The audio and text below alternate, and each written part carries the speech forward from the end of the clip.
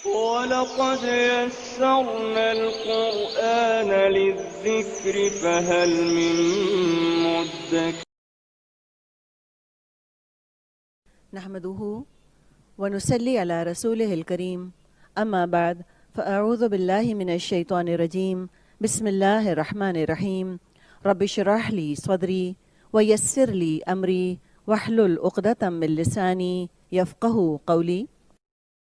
172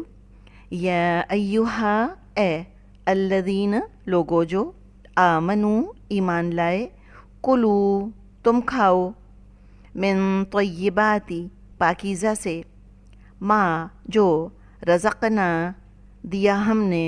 کم تم کو رزقناکم دیا ہم نے تم کو اور اشکرو تم شکر ادا کرو وشکرو لیے اللہ کے للہ ان اگر کن تم ہو تم ایاہو صرف اسی کی ایاہو یہ بھی ضمیر ہے ڈیٹیچڈ پروناؤن ہے منفصل ضمیر اس کو کہتے ہیں ایاہو صرف اسی کی اور ہم کو پتہ ہے کہ تمام ضمائر اسم ہوتے ہیں پروناؤنس ناؤن ہوتے ہیں تعبدون تم عبادت کرتے نحمده ونصلي على رسوله الكريم أما بعد فأعوذ بالله من الشيطان الرجيم بسم الله الرحمن الرحيم رب اشرح لي صدري ويسر لي أمري واحلل عقدة من لساني يفقه قولي رب يسر ولا تعسر وتمم بالخير اللهم فقهنا في الدين رب زدني علما آمين يا رب العالمين السلام عليكم ورحمة الله وبركاته امید اور دعا ہے کہ آپ سب خیر و عافیت کے ساتھ ہیں الحمدللہ اللہ تعالیٰ کی توفیق اور اللہ سبحانہ و تعالیٰ کی رحمت کے ساتھ آج ہم اپنے لیسن کا آغاز کریں گے جیسا کہ آپ سب کو پتہ ہے کہ الحمدللہ پچھلا ہمارا رکوع مکمل ہو چکا ہے آج ہم اپنے نیکسٹ رکوع کے موضوع کے ساتھ چلیں گے آیت نمبر 172 سے 176 تک لیکن ہم اسے ایک ایک آیت کے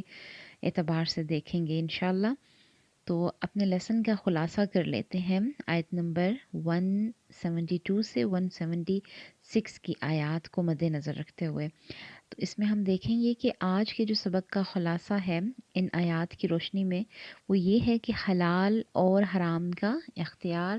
صرف اللہ کے پاس ہے پچھلے سبق میں ہم نے کچھ کھانے پینے کی بات شروع کی تھی ہم نے دیکھا تھا کہ مشرکین مکہ نے کچھ جانوروں کے گوشت کے بارے میں اپنی من مرضیاں کی اور تبدیلیاں کر رکھی تھیں کچھ حلال کو وہ اپنی مرضی سے حرام دے دیا کرتے اور کچھ حلال کو وہ حرام کر لیتے اور پھر اللہ کا نام لگا دیتے یہ ایسے ہی ہے جیسے آج کل کوئی اپنی مرضی سے مذہب میں کوئی تبدیلی کرے اور پھر کہے کہ ہمیں قرآن اور حدیث سے یہ حکم ملتا ہے جبکہ ایسا کچھ بھی نہیں ہو مشرکین مکہ یہ کیوں کرتے تھے کیونکہ وہ بتوں کے نام پر جانوروں کو قربان کرتے یا ان کے نام پر کسی درگاہ پر چھوڑ دیتے اور کسی جانور کو روایتاً وہ بھیڑ چڑھا دیتے اب اس معاشرے میں اسلام آیا سب صحابہ اکرام رضی اللہ تعالیٰ عنہ کا تعلق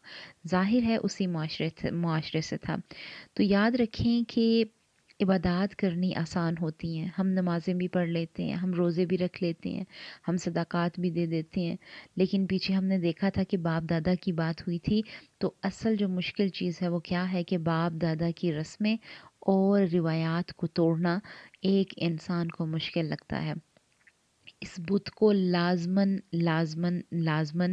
توڑنا ہے ایمان والا اللہ کی محبت میں شدید ہوتا ہے اللہ کا پیار ان کے لیے سب کچھ ہوتا ہے ایک بندہ مومن یہ کہتا ہے کہ میں جو کر رہا ہوں یہ میرے رب کا حکم ہے یہ نہیں ہے وہ اپنے رب کے حکم کو دیکھتے ہوئے تزکیہ کرتے ہوئے چلتا ہے وہ اللہ کی خاطر سب کچھ کرنے کے لیے تیار ہوتا ہے ہم دعا کریں گے کہ اللہ سبحانہ و تعالی ہمارا تمام تر آیات کو پڑھنا اس پہ عمل کرنا آسان کر دیں اور اللہ سبحانہ و تعالی ہم سے ہماری ان کاوشوں کو ہماری کوششوں کو قبول فرمائے اور اس کام کو ہمارے لیے بہترین صدقہ جاریہ بنا دیں لیسن کا آغاز کرتے ہیں سورۃ البقرہ 172 سے اللہ سبحانہ و تعالیٰ فرما رہے ہیں یا ایہا الذین آمنوا کلوا من طیبات ما رزقناکم واشکروا للہ ان کنتم ایاہ تعبدون کہ اے اہل ایمان، جو پاکیزہ چیزیں ہم نے تم کو عطا فرمائی ہیں ان کو کھاؤ، اور اگر اللہ ہی کے بندے ہو تو اس کی نعمتوں کا شکر بھی ادا کرو۔ کھانے پینے کی بات ہے، ہمارے کھانے پینے شخصیت پر اور عبادت پر اثر ہوتا ہے، ہماری ایٹنگ ہیبٹس ہم پر اثر انداز ہوتی ہیں۔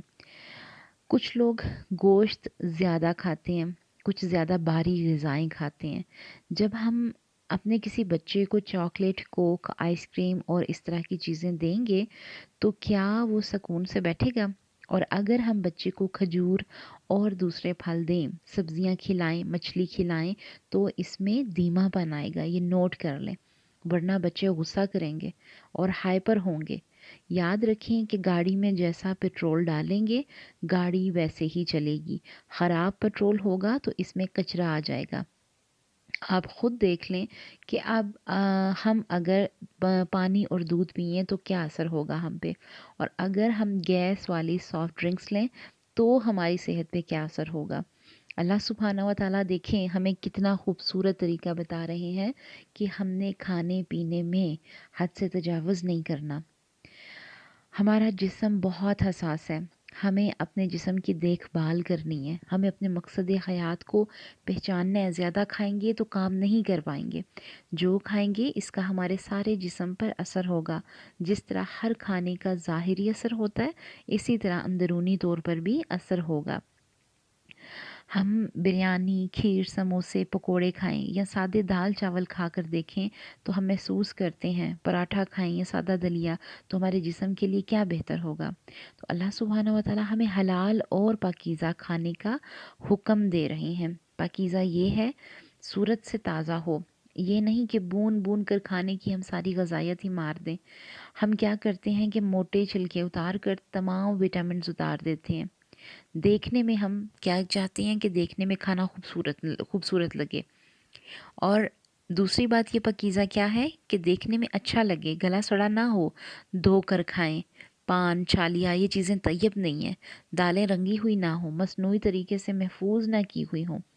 ہم تو کھانے ہی پکانے میں لگی رہتی ہیں، زیادہ تر لوگ سلاد اور سینڈوچ کھاتے ہیں۔ ہم لذیذ اور بہت سارا کھانا کھانا چاہتے ہیں۔ اللہ کی قدرت کو دیکھیں کہ کس طرح اللہ سبحانہ و تعالیٰ ہمیں کھانے کا حکم دے رہے ہیں۔ اور دوسری بات یہ ہے کہ کمائی حلال ہو، ظلم سے نہ کھائیں، کمائی سود اور شراب والی نہ ہو۔ اسلام ہمیں حرام ذرائع سے کھانے سے منع کرتا ہے، کیونکہ حرام کی کمائی میں برکت نہیں ہوتی، چاہے وہ کروڑ ہو چاہے وہ لاکھ ہو، آپ کے ہاتھوں میں وہ برکت ظاہر نہیں ہوگی، آپ جو بھی کام کریں گے وہ بے برکتی میں جائے گا۔ اب ہر بندہ دعائیں تو مانگتا ہے، چاہے حلال کماتا ہے یا حرام، تو یاد رکھیں کہ ہماری دعاؤں کی قبولیت کا ایک جو اثر ہوتا ہے وہ حلال کمائی پر بھی ہوتا ہے۔ شراب کے موضوع پر ہم نے پیچھے بھی بات کی تھی، اگلے لیسن پہ بھی بات کریں گے۔ اور دوسری بات یہ کہ ایک شرابی انسان کی بھی دعائیں قبول نہیں ہوتی۔ شراب کے موضوع پر امریکن اسلامی اسکالر رضوان صاحب کا لیکچر سنیں، وہ کہتے ہیں کہ ایک شراب کی بوتل بکتی ہے تو وہ کہاں کہاں جا کر کیا کیا تباہی مچاتی ہے۔ اسلام کہتا ہے گندی چیزیں نہ کھائیں، سگریٹ، حقہ، تمباکو، یہ تمام چیزیں طیب نہیں ہیں۔ کھانا ہمیشہ صحت بخش ہو اور کھانا صحیح طریقے سے کھائیں، اور پھر اللہ کی عبادت کریں۔ کھانے کو مائکرو ویو میں اتنا زیادہ گرم نہ کریں کہ اس کی شعاعیں جو ہیں، کیونکہ وہ ہمارے لیے صحت کے لیے مناسب نہیں ہے۔ آگے اللہ سبحانہ و تعالیٰ فرماتے ہیں کہ پاکیزہ کھانے کھا کر اللہ کا شکر ادا کریں، اس کی نعمتوں کا شکر ادا کریں۔ یہ دین اسلام کا خوبصورت نظریہ ہے کہ اسلام اچھا کھانے سے روکتا نہیں ہے۔ آپ حلال، پاکیزہ اور لذیذ کھانے کھائیں، پھر اللہ سبحانہ و تعالیٰ کا شکر ادا کریں، اللہ کی نعمتوں کی قدر کریں۔ اللہ نے یہ سب ہمارے کھانے کے لیے بنائے ہیں، اللہ ہمیں کھانے سے لطف اندوز ہونے کی اجازت دیتے ہیں۔ مسلمان کی تو خوبی ہے کہ وہ مسلمان نواز ہے، دوسروں کو کھلا کر خوش ہوتا ہے۔ کھائیں پئیں پھر اللہ کا شکر ادا کریں۔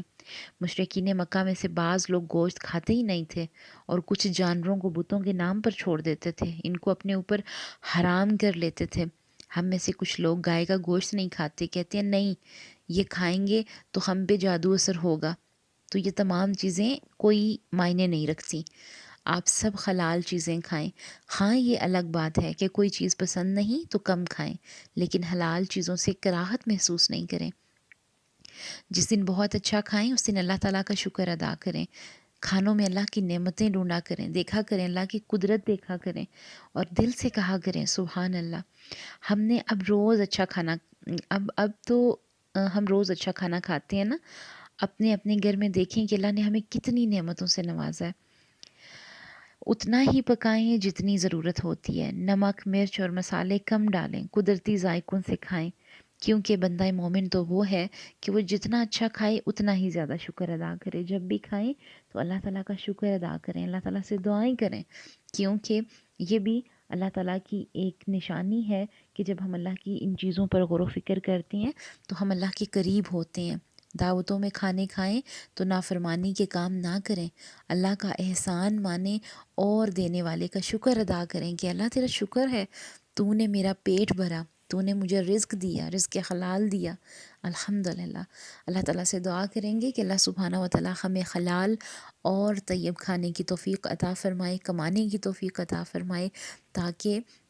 وہی مثال کہ ہم گاڑی میں جیسا فیول ڈالیں گے، جیسا پیٹرول ڈالیں گے، گاڑی ویسے ہی چلے گی۔ خراب پیٹرول ہوگا تو گاڑی میں کچرا آ جائے گا۔ اسی طرح اچھا کھانا کھائیں گے ہم تاکہ ہماری صحت، ہمارا جسم جو ہے یہ بھرپور طریقے سے ایکٹیو ہوں اور ہم بہترین طریقے سے اپنے دین اسلام کا کام کر سکیں۔ آمین یا رب العالمین۔ سبحان ربک رب العزت عما یصفون وسلام علی المرسلین والحمد للہ رب العالمین۔ السلام علیکم ورحمۃ اللہ وبرکاتہ۔